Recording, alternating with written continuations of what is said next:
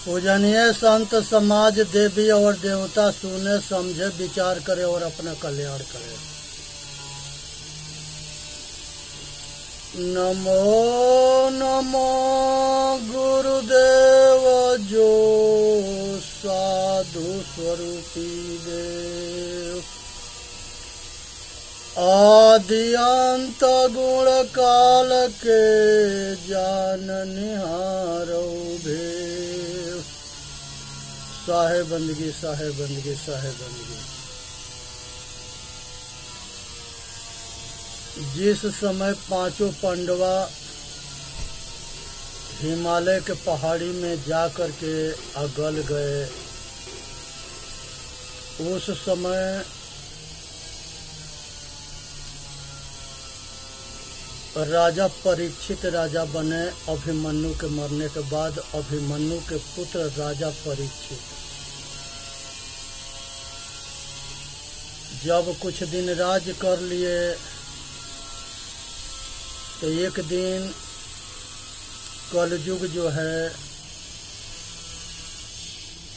बाहर जंगल में शिकार खेलने गए तो रास्ता में मिलता है। कहा कि महाराज हम 4 युग हैं, सभी अपने अपने शासन कर लिए, अब हमारा कलयुग के समय है। आपसे हमारा अनुरोध है कि हमके भी जगह दूर रहने के, जहाँ रह के हम भी अपना शासन कर सके। राजा परीक्षित जो है कहे कि आप जो है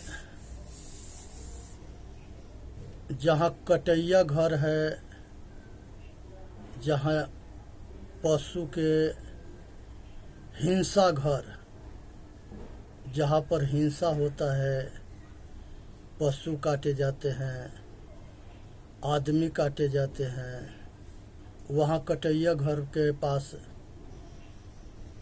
जाके रहो। उसके बाद से जो है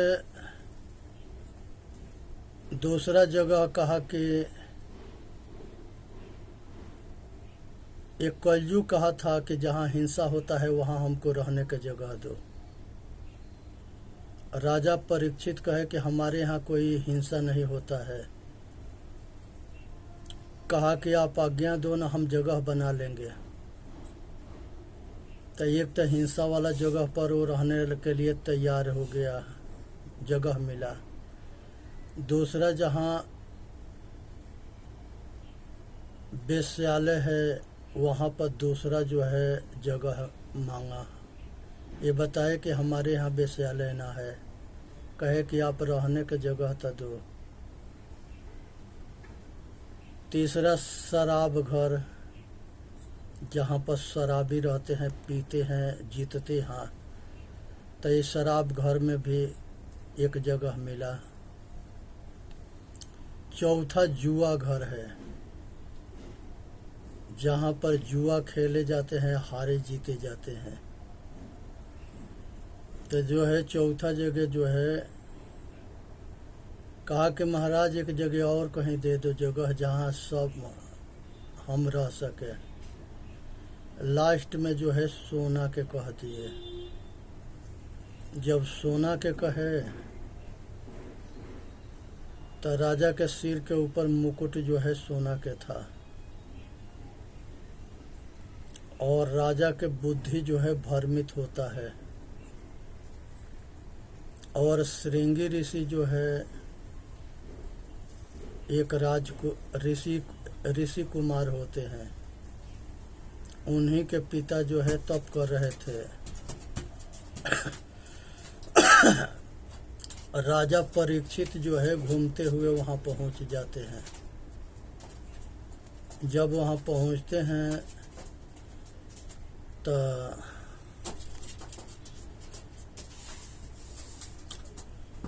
राजा ध्यान में थे, और राजा जो है जंगल में शिकार खेलते थे। हिरन के बाण मारे, वो हिरन के नाल लग करके जाके श्रृंगी ऋषि के पिता के लग गया। अब जो है राजा परीक्षित जो है जब वहाँ जाके देखते हैं तो बाण जो है श्रृंगी ऋषि के पिता के लगा था, तो घायल होकर के गिरे हुए थे। राजा उनको उठाते हैं और कहते हैं कि हमसे बहुत बड़ा भूल हो गया, हम हिरन के शिकार किए थे और धोखा से हमारे तीर आपके लग गया। ऋषि कहे कि राजन पानी लियाओ, हम पानी पिएंगे। जब तक ले पानी लेने गए तब तक ले इधर तक्षक जो है इंतजार में बैठा था और श्रृंगी ऋषि के पिता को वही मार दिया, वो जान से मार दिया। अब फिर जो है नागवंशियों में जा कर के ये बता दिया कि राजा परीक्षित जो है श्रृंगी ऋषि के पिता के मार दिए। ऋषि आके देखते हैं तब मरे पड़े थे वो। उसके बाद से नागवंशी जो है राजा परीक्षित के ये दोनों के जो है बड़ी लड़ाई हुई है। अब बहुत नरसंहार हुआ है। राजा परीक्षित के लड़का जन्मेजय राजा बनते हैं और उन्होंने सब नागवंशियों के मरवा देते हैं। यही तक्षक की एक बेटी होती है, उससे वो प्रेम करते थे और वो नाग कन्या से जन्मेजय के शादी होता है।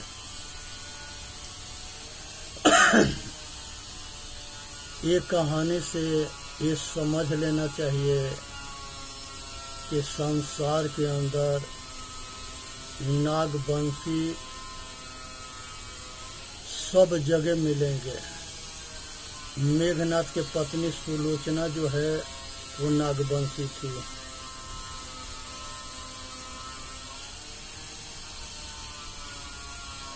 इसी तरह से जो है शुक्राचार्य के पुत्री से शादी होता है राजा आयाति से। ये भी पांचों पांडवों में जो है कुंती जो है नाग कन्या थी, तो इसलिए सब मिले जुले हुए थे। आर्य जो है नागवंशियों में शादी करते आए हैं। एक हिंसा होता है, एक अहिंसा होता है।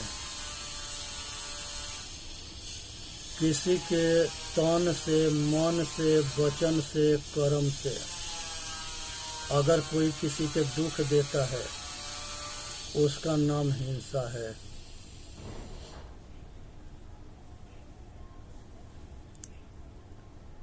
और तन, मन, वचन, कर्म से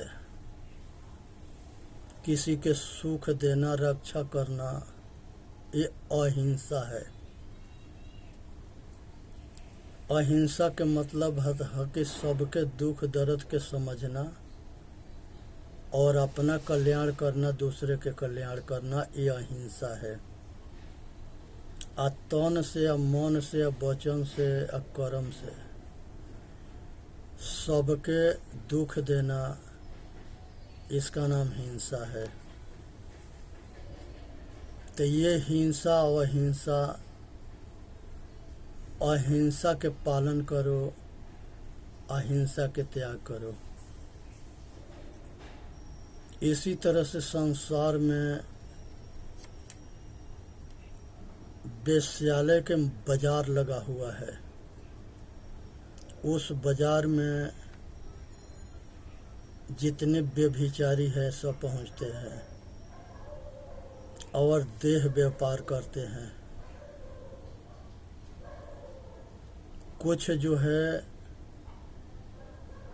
लाचार, विवश और मजबूर होकर ये सब धंधा करती है। कुछ शौखे करती है और कुछ को ले जा करके लोग वहाँ बेच देते हैं, तो मजबूरी में उस तरह से कुकर्म करना पड़ता है। इस तरह से कुल बहुत पहलू है। तो ये जो है उस जगह जो है कलयुग के वास रहता है। जिसके यहाँ एंट्री होता है उसके पतन से कोई बचा ना सके। इसी तरह से जुआ है। ये जुआ में राजा महाराजा जो होते थे वो भी जुएड़ी होते थे। जुआ खेलने की आदत हो जाता था, इसको फैशन बना लेते थे।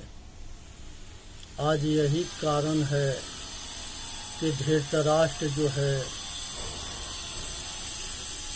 युधिष्ठिर जो है, जब राजा होते हैं धृतराष्ट्र जी के बाद, तो युधिष्ठिर के राज तिलक होता है। तो एक तरफ शकुनी जो है इन लोगों से बहुत जलता था, किलसता था। दुर्योधन के सिखा के जुआ के में आमंत्रित करता है। और युधिष्ठिर जो है, धर्मराज युधिष्ठिर जुआ खेलते हैं और सब दौलत हारते हैं, सब भाई हारते हैं और सब जो है द्वारपति के भी हार जाते हैं। एक बेर जो है सब कुछ हारे थे, तब धृतराष्ट्र जो है युधिष्ठिर को वापस कर दिए थे। ये फिर दोबारा बुला के साथ जुआ खेलने के लिए प्रयत्न किया। आइए दोबारा बैठ के खेलना शुरू किए। आज सब कुछ हार करके 12 बरस के वनवास सबके लेके झेले और 1 साल के अज्ञातवास झेले। आइए युधिष्ठिर, धर्मराज युधिष्ठिर जिसको कहते हैं, ये किस बात के धर्मराज युधिष्ठिर है जो जुएड़ी होते हैं। हमके तो न लगता है कि ये जुएड़ी जो है धर्मराज युधिष्ठिर हो सकता है। जुआ जो है बहुत बड़ा दोष है। कितनी बड़ी संकट ये सब पांडवा काटे, इसी के पीछे महाभारत हुआ। इसलिए जो है आज जरूरत है ये जुआ से बचने के। जुआ महान दोष में एक दोष है, हिंसा महान दोष में एक दोष है, वेश्यागिरी महान दोष में एक दोष है। हिंसा, वेश्या, शराब, जुआ, ये चारों जो है पतन के दरवाजा है। जो इसमें जाएगा उसके निश्चित है कि लोक परलोक खराब होता है, उसके पतन होता है। ये सोना जो है जिसके खोपड़ी पर होता है, गला में होता है, बाजू में होता है, उस पर भी कलयुग सवार हो जाता है। वो अपने आगे किसी का लगाता ना है। यही कारण है कि वो भी जो है सबसे गिरना शुरू होता है। तो आज जरूरत है कि मनुष्य इससे ऊपर उठ करके अपना कल्याण करे। संसार के अंदर जो है भृगु ऋषि के पत्नी जो है राक्षसों के समर्थन करती थी और देवता राक्षस के युद्ध हो रहा था। उस युद्ध में ये अपने आश्रम में राक्षसों के छिपा लेती थी। देवता परेशान हो गए थे। विष्णु पहले ब्रह्मा जी समझाए, ब्रह्मा जी के बात ना माने। क्योंकि ब्रह्मा जी के पतोह थी। इसके बाद से जो है खुद विष्णु भगवान समझाने गए, विष्णु भगवान के बात न मारी, तो उन्होंने उसके वध कर दिए। जब शुक्राचार्य के पता लगा तो वो विष्णु भगवान से ईर्ष्या करने लगे, जलन करने लगे, और ये जितने शिव विष्णु ब्रह्मा ये देवताओं के ग्रोह जो है इनके दुश्मन बन गए और वो राक्षसन के गुरु बने, और राक्षस के गुरु बन करके राक्षसन के बढ़ावा देने लगे, उसी के पक्ष में काम करते थे। एक संजीवनी विद्या होता है, वो संजीवनी विद्या के मतलब है कि ये चेतन के अमरता के ज्ञान, ये ज्ञान जिसको हो जाता है वो अमर हो जाता है, वो अमर हो जाता है। इसी को कहा गया है, जानत तुम ही होई जाई, अजो जानत सोई देत जनाई। आज जो है संसार के अंदर ये बहुत जो है विचार करने की विषय है। देवता जो है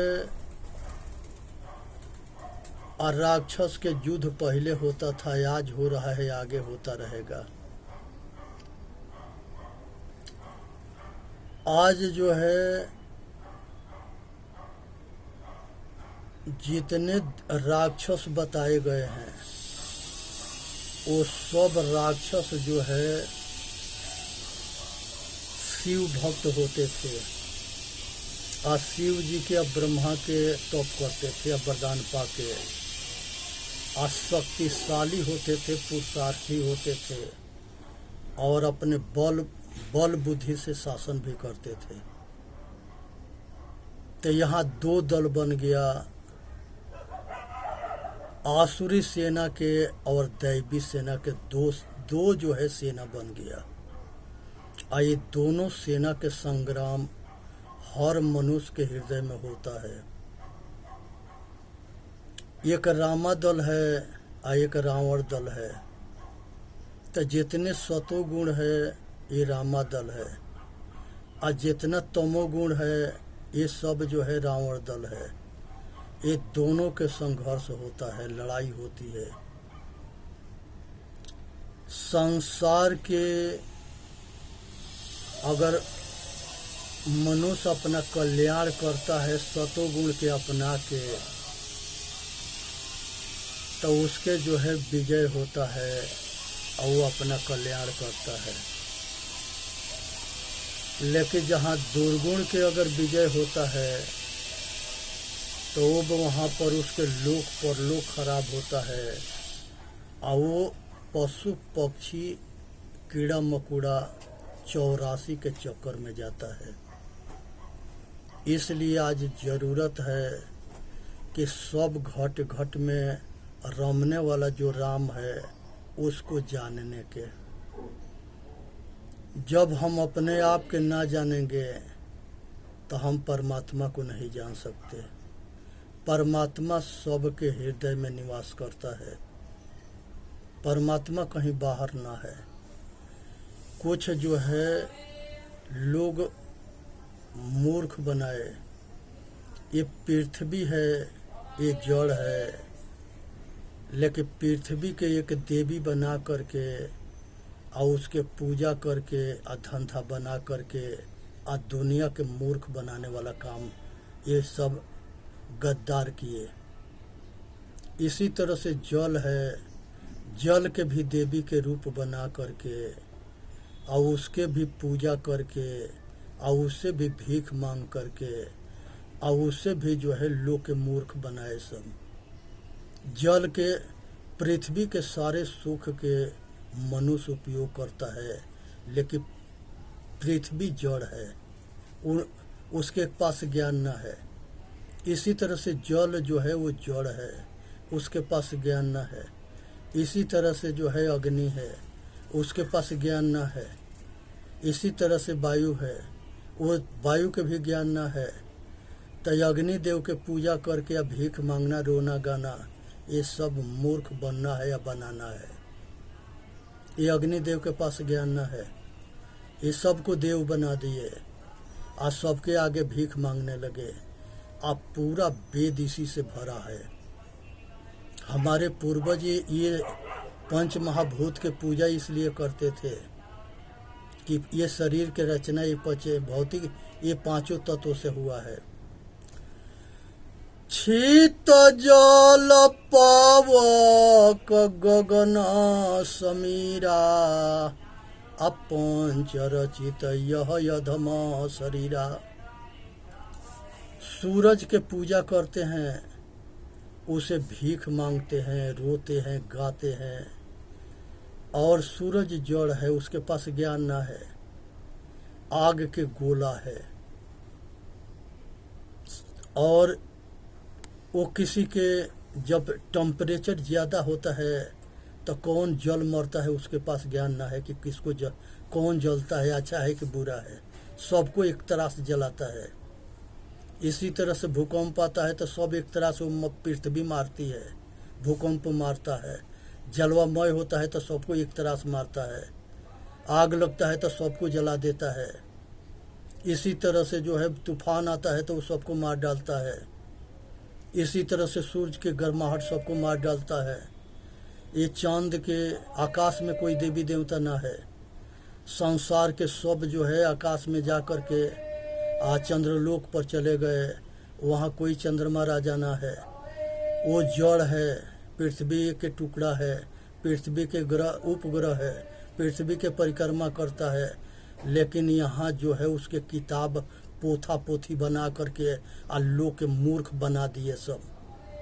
लगे चंद्रमा के गीत गाने। चंद्रमा जो है एक ऋषि कुमार होता है जो सती अनसुईया के अत्रि ऋषि के पुत्र होते हैं। लेकिन वो ये नीचे वाला पचभौतिक शरीर धारण करते हैं, ऊपर वाला वो जड़ है। इसी तरह से सप्त ऋषि के आकाश से जोड़ दिया गया। इसी तरह से सब ऋषि पुत्र नीचे होते हैं और सबको ऊपर से भी जोड़ा गया, लोग के मूर्ख बनाया गया। इससे बचनी है।